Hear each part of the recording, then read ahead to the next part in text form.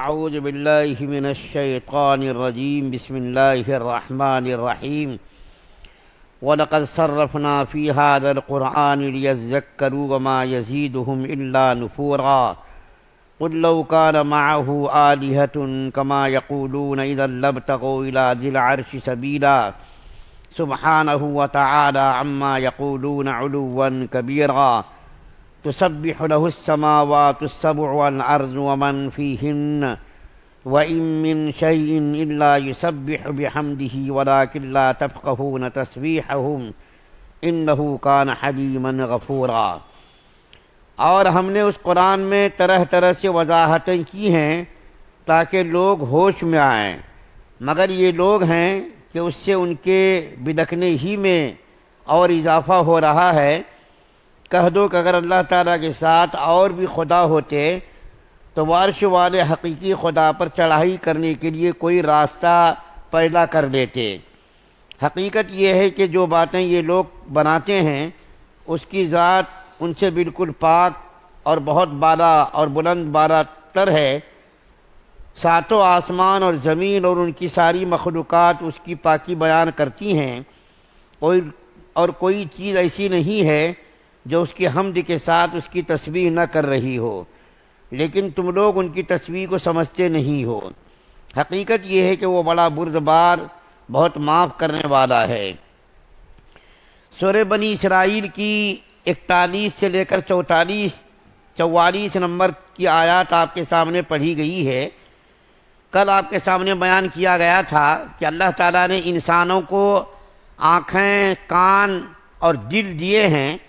آنکھوں کا استعمال اچھے کاموں میں کرنا چاہیے اور کانوں کا استعمال اچھے کاموں میں کرنا چاہیے، دل و دماغ کو اچھے کاموں میں استعمال کرنا چاہیے، کیونکہ آنکھوں کے بارے میں، کانوں کے بارے میں، دل کے بارے میں روز قیامت انسان سے حساب ہوگا کہ تم نے آنکھوں کا استعمال غلط جگہ کیا یا اچھی جگہ کیا، کانوں کا استعمال تم نے اچھی جگہ کیا یا غلط جگہ کیا، اسی طریقے سے دل سے تم نے اچھا سوچا یا برا سوچا۔ تو کل یہ مضمون بیان کیا گیا تھا۔ اللہ تعالیٰ آج جو پہلی آیت کریمہ پڑھی گئی ہے اس میں اللہ تعالیٰ فرماتے ہیں اور ہم نے قرآن میں طرح طرح سے وضاحتیں بیان کی ہیں، مختلف قسم کی مثالوں کے ذریعے سے انسانوں کو سمجھانے کی کوشش کی گئی ہے، لیکن اللہ تعالیٰ فرماتے ہیں کہ ان کے سامنے جتنی وضاحتیں بیان کی جا رہی ہیں، جتنے دلائل بیان کیے جا رہے ہیں، ان کے دلوں کے اندر اسلام سے، قرآن سے اتنا ہی بغض اور عداوت ان کے دلوں کے اندر پیدا ہو رہی ہے۔ اس کے بعد جو دوسری آیت کریمہ پڑھی گئی ہے اس آیت کریمہ میں اس بات کی وضاحت کی گئی ہے کہ کائنات کا خالق و مالک ایک ہے، اور اس کی دلیل بیان کی گئی ہے۔ کائنات کا خالق و مالک ایک ہے۔ اگر ایک سے زیادہ خالق و مالک ہوتے، ایک سے زیادہ خدا ہوتا، جیسا کہ کافروں کا اور مشرکوں کا عقیدہ ہے کہ بے شمار خدا، 36 کروڑ خداؤں کو مانتے وہ لوگ، اور دنیا کی حقیر سے حقیر چیزوں کو خدا مانتے، چاہے سورج ہو، چاہے چاند ہو، چاہے پانی ہو، چاہے نجاست ہو، چاہے گوبر ہو، چاہے پیشاب ہو، ہر چیز کی وہ عبادت کرتے، پرستش کرتے۔ تو اللہ تعالیٰ انسانوں کو عقل بھی اللہ نے دی ہے، اور اللہ تعالیٰ ایک دلیل بیان فرما رہے ہیں کہ اگر کائنات کے کئی خدا ہوتے، زمین کا ایک خدا ہوتا، آسمان کا ایک خدا ہوتا، سمندر کا ایک خدا ہوتا، اگر اتنے سارے خدا ہوتے تو عرش اعظم کے خدا سے یہ سب لوگ جا کر کے مقابلہ کرتے۔ ظاہر بات ہے سب لوگ مل جاتے اور مل کر کے مقابلہ کرتے۔ اگر وہ مقابلے میں ہار جاتے تو خدا ہو ہی نہیں سکتا ہے۔ عقل بھی دیکھیے، عقل بھی کہتی ہے کہ وہ سب خدا سے مقابلہ کرتے، لیکن ایسا نہیں ہے۔ کوئی بھی ان کا جو ہے خدا سے مقابلہ کرنے کے لیے تیار نہیں ہے۔ تو اس طریقے سے اللہ تعالیٰ نے ایک عقلی دلیل پیش کی ہے کہ اگر کائنات کے کئی خدا ہوتے تو کائنات کا نظام درہم برہم ہو جاتا۔ اب دیکھیے یہ عقلی دلیل بھی ہے، ملک کے 2 صدر نہیں ہو سکتے، ملک کے 2 وزیر اعظم نہیں ہو سکتے، چھوٹے چھوٹے اداروں کے، چھوٹی چھوٹی تنظیموں کے 2 ذمہ دار نہیں ہو سکتے، کیونکہ اگر کئی خدا ہوتے تو ہر ایک خدا کا نعوذ باللہ الگ الگ فیصلہ ہوتا. ایک خدا کا فیصلہ ہوتا بارش برسانا، دوسرا کہتا نہیں بارش نہیں برسانا چاہیے ابھی.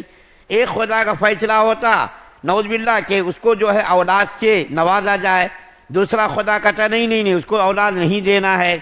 ایک خدا کہتا کہ اس کو جو ہے مالدار بنانا ہے، دوسرا خدا کہتا نہیں اس کو مالدار نہیں بنانا ہے. اس طریقے سے دنیا کا نظام درہم برہم ہو جاتا اور یہ کائنات ایک منٹ بھی نہیں چل سکتی تھی. نہ وقت پر سورج نکلتا، نہ چاند نکلتا، نہ یہ نظام کائنات صحیح طور پر چل سکتا تھا. تو اللہ تعالیٰ نے فرمایا جن باتوں کو یہ لوگ خدا کی طرف منسوب کر رہے ہیں ان باتوں سے خدا تعالیٰ بالکل پاک ہے، اس سے بہت زیادہ بلند ہے. اتنا بلند ہے کہ ہمارا آپ کا تصور بھی وہاں تک نہیں پہنچ سکتا. اور اللہ تعالیٰ کی ذات ان چیزوں سے ان عیوب و نقائص سے پاک ہے. اور یہ لوگ جو کہتے ہیں اللہ تعالیٰ اس سے بہت بلند بالا تر ہے. اس کے بعد جو آیت پڑھی گئی ہے اللہ تعالیٰ فرماتے ہیں کائنات کا ذرہ ذرہ خدا کی تسبیح بیان کرتا ہے. آسمان بھی تسبیح بیان کرتا ہے، زمین بھی تسبیح بیان کرتی ہے، پہاڑ بھی تسبیح بیان کرتا ہے، سمندر بھی تسبیح بیان کرتا ہے، سمندر کا قطرہ قطرہ تسبیح بیان کرتا ہے. کائنات کی ہر چیز اللہ کی حمد، اللہ کی بڑائی کرتی ہے. تو اور کہتا ہے اللہ تعالیٰ کہ کائنات کی ہر چیز اللہ کی تسبیح کرتی ہے لیکن تم اس کی تسبیح کو سمجھتے نہیں ہو. اچھا کوئی انسان یہ کہے کہ ارے بھائی کون سی زبان میں وہ تسبیح کرتے ہیں، ہم تو اس کی زبان ہی نہیں سمجھتے. تو میں آپ سے کہتا ہوں کہ اتنے سال ہو گئے اختیار آ کر کے مجھ کو ابھی تک تیلگو نہیں آتی ہے. ایک دو تین لفظ میں سمجھتا ہوں، اتنے سالوں میں مجھ کو تیلگو نہیں آتی ہے، آپ کو میری زبان نہیں آتی ہے. دنیا کی پیدا کردہ زبان ہی انسان نہیں سمجھتا ہے، چہ جائے کہ ہم دوسری مخلوقات کی زبان سمجھیں، پہاڑوں کی زبان سمجھیں، پتھروں کی زبان سمجھیں.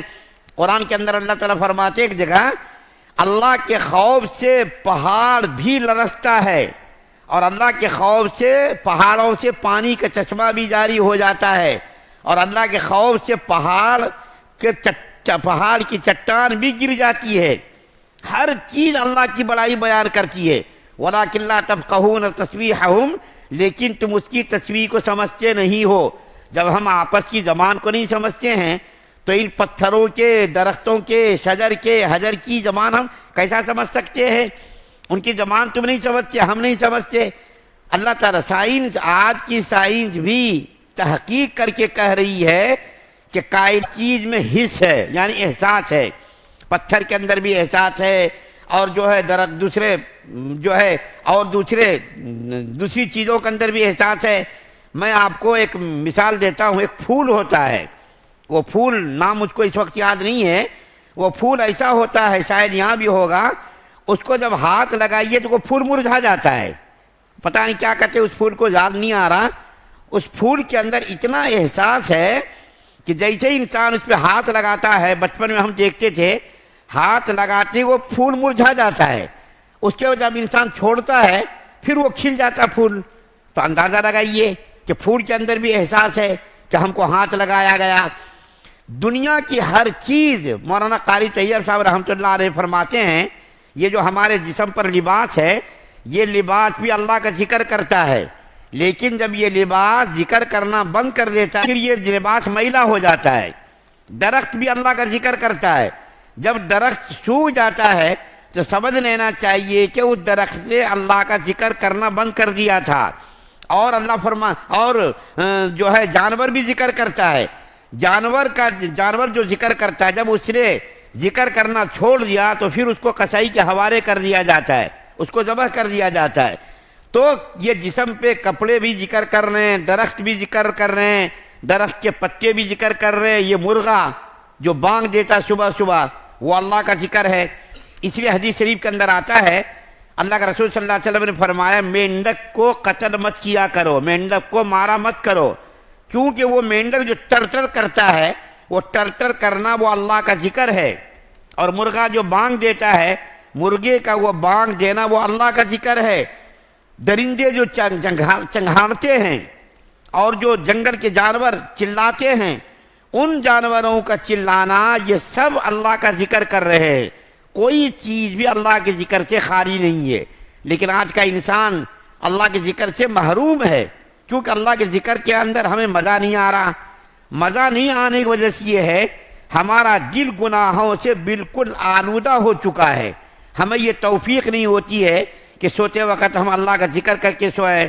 بہت سارے لوگ تو سوتے سوتے بھی مر جا رہے ہیں، ٹی وی دیکھتے دیکھتے مر رہے ہیں۔